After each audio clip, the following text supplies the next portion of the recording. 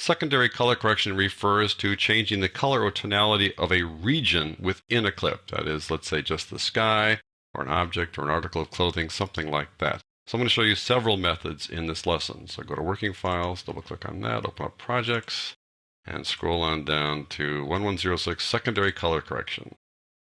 Now some effects have a secondary color correction option, so I want to look at that first. I'm going to make this active over here, go to Effects, and I want to show you Fast Color Corrector and Luma Curve. Now we've worked with both of those guys. If you look at Fast Color Corrector and scroll down here a little ways, you will see no option for secondary color correction. The two main color effects that have secondary color correction options are the three-way color corrector and RGB curves. So I'm going to delete this one for now. Luma Curve, however, does have that option. So we're going to use Luma Curve first, and then it kind of introduces you to the whole subject. Here we've got Luma Curve, and it's got this secondary color correction group down here. You open it up, and it opens up a whole lot of stuff. What you do with secondary color correction is that you select some area within the clip based on hue, saturation, and luma. And then any changes you apply using the Luma Curves will affect only that selected region. So we're going to select this bright area of the mountain, which is just a bit too bright, I think. I'm going to bring down just the bright area of the mountain. So I'm going to click on this little eyedropper tool to make a selection. So I can see what I've selected. I need to turn on this mask. So I click that. And right now you get this white blank slate. Don't panic. It's no big deal. You need to define the area that you're going to mask. So I click on the eyedropper tool, and once I do that, it turns everything back on and says, okay, what area do you want to select? What area do you want to designate as the area you want to fix? So I'm going to click on the snow here and click on that. And then that should add some of that area to our mask. Now you can probably barely see that there are a few little white dots there that are now defining the area that we're going to fix. But usually one click with the eyedropper tool is not enough. You got to go back and click it again. So I click on the eyedropper tool with a plus sign. I want to add to my selection now. I click on another white area here. That expands the area that we're selecting. It expands this mask that we're creating of the stuff that we want to work on. And that may be enough here. If I click on this a few more times with the plus sign, it probably won't make much difference. Now we need to further define this using these three things down here, hue and saturation. Let me scroll down here to get luma and luma. We're going to define that area a little bit more precisely using these guys. And right away you're going, wow, look at all this stuff here. What these guys do is they define the area that falls into the mask as you've selected it. So that you've selected this stuff, believe it or not. You've selected that hue range, that saturation range, and that luma range. It's very bright. It's pretty much unsaturated. And we've got that wide range for hue because it's white. So we want to sort of expand this if we can, include more things in it. If we try to expand it based on hue, it probably won't go too much different because it's already white. Let me just drag this to the left. These little squares here indicate what's in the region. The triangles indicate what's kind of falling off at the edges to make it kind of a soft choice. Drag it to the left there, and you can see we expanded just a little bit there. But let me look at saturation. Drag this to the right a bit.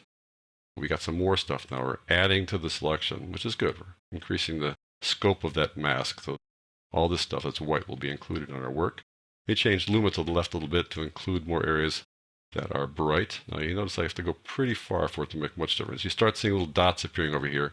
So that's probably what we want to do. We've limited our mask now to that area. That's the area that's going to get changed in anything we do inside the Luma Curve. I can turn off the mask now so we can see what we're going to do. Close the disclosure triangle and then go to work here in the graph. I want to bring the brightness down. It's pretty simple. I go up here and I just pull it down a little bit. Right there. And now you see, wow, we have detail suddenly in the mountain where there was no detail before. And I think that little change is all I wanted to do. Not really a dramatic difference, but it's a good difference. It puts a little more detail there without blowing out the whites, blowing out the highlights. See, let's take a look at the after and then the before. Now back to the after. I think the after is much better. So that's how the secondary color correction works. It lets you pick a region within the clip to work on here inside Luma Curve. Let me delete Luma Curve. And let's add the RGB curves, which looks for all the world like Luma Curve, except it has more controls. Here are these other controls. And this lets you control the color in addition to the tonality. And it too has a secondary color correction option. So I'm going to go down here, select something different this time. I want to select the sky. So I click on the Show Mask button so we can see our mask. Click on this little eyedropper tool. Click on the sky. And right away, this is our mask. This is the area we've selected. I can try to expand that view a little bit by clicking on the eyedropper tool, the plus sign. Maybe going down here in this area, clicking there. It does expand it pretty well. Now we can open these three areas and do further refinement of what we've selected. Refinement of the mask. I think the one area that's going to make a difference is Luma. Let me expand that a little bit and see if we can include more area in the selected area for the mask. I think we got a pretty good mask now. I don't want to have it leak into the other area there, so let's see how far we can go and get away with this. Okay, there's the area that's in our mask. That's the area that will be changed if we change the color. So I'm going to turn the mask off now, go back here. Any changes we make now will affect just that area. So if I were to drop the luminance on it, it would look like that, which is not what we want to do here, but you can do that. There are various ways to adjust how this works. Let's make the blue brighter, add more blue to it. If we want to take the red out, which is kind of what we're doing, we're adding blue. It makes it even bluer that way. I want to take the green out to make it bluer that way too. There's a couple of ways to deal with that. So we can make the blue sky bluer and also change the tonality of it. But we're only changing the sky because that's what was selected inside the secondary color correction option inside this effect. All right, let's go on to the three-way color corrector. Double click on that and take a look at it. This is really the granddaddy of all the color correction effects. It's because you can control the color within three different zones, the shadows, the midtones, and the highlights. It too has a secondary color correction option right there, exactly the same as the other two that I've shown you. But it also has something called the tonal range definition. When Premiere looks at a clip, it decides what falls into the range of shadows, midtones, and highlights. And you can see that by opening this up and clicking on this Show Tonal Range button. And there you go. Those are the highlights, those are the shadows, and the light gray area are the midtones. That's what Premiere Pro designates as shadows, midtones, and highlights. So any color changes you make with these wheels, if you make a color change to the shadows, it'll affect just the black areas. Make a color change to the highlights, it'll affect just the white areas, and you get the midtones, right? Well, sometimes you might want to expand or contract the zone, the definition. That's something you can do here inside the three-way color corrector. So, I want to make these midtone areas here more like shadows. So I'm going to go down here and expand the view of what I'm going to define as a shadow over here to the right. And now more areas are going to fall into the shadow area. So now if I make changes to the shadows only, it'll affect all that stuff. That's what the tonal range definition does. So I'm going to turn off this little checkbox there. And now I'm going to make a change to the color here to the shadows. Let me just pull the shadows more toward red and watch how they're getting redder there, richer red. That's something you can do if you want to do this. I can, of course, change the other direction. That's not necessarily what I want to do, but I'm affecting just the area that I defined as shadows. Instead of just this black area being the shadows, I've also said these are shadows too. Even though they don't look like they're shadows, I'm saying they're shadows because that's what I want to control. And that's what the tonal range definition does. So I think you get a sense for how those secondary controls work in both tonality and color, and here in the three-way color corrector with the tonal range definition. I think you get a sense too of how the three-way color corrector works. It's really a step up from the fast color corrector. Let me just turn that off or delete it to get rid of it. I want to move on down the line to a couple of other effects that we can use that select areas within a clip, and we've touched on these before, but I just want to remind you about them. So I'm going to change the color first. The way change to color works is that you can pick a color in here and change it to something else, which is kind of nice. Go to Effect Controls. I'm going to pick a color by using the little eyedropper tool and select this yellow here. Now we're going to change it to something else. Change it to, let's say, blue, for example, like that. And then I can change it from the hue to hue and saturation, which is kind of a more comfortable way to do things.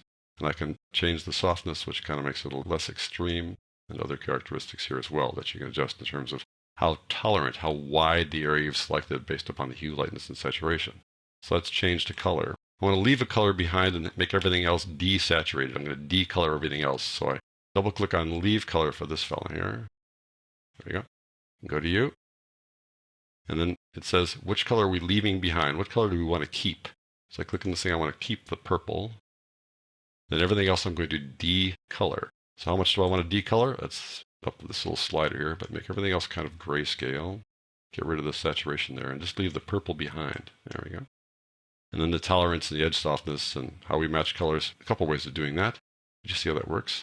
Now what's interesting is if I add the change to color to that one. I'm going to double click on that. Change to color. Go back here. I'm going to close Leave Color down for the moment. Here's Change to Color. If I pick this one now and say, I'll check this guy here. We've left it behind and desaturated everything, but now I can change the color too if I want to. So you can make those guys work together. If I change the order it plays in, strange things happen there too. So be aware that if you do apply these two guys together, that you need to watch the order and adjust things accordingly. Let me get rid of those two by deleting them. Finally, I want to go down to Paint Bucket. Paint Bucket selects a color and lets you change it as well, but it does it based upon the edges of it, not just everything that falls into that color, not just every purple thing in the image. So I'm going to go over here to the Effect Controls, and say, what color do I want to change? Well, you define the color based upon the fill point. You click on this and you get a little target. So I want to say, I want to change that flower right there. It's just a region of color that has edges to it. So you can just make that guy different. Everybody else then will be the same. So I want to change that to some other color. For example, I can change it to red, I suppose. What the heck? We'll keep with red. Then we can say, do we want to have the blending mode be different?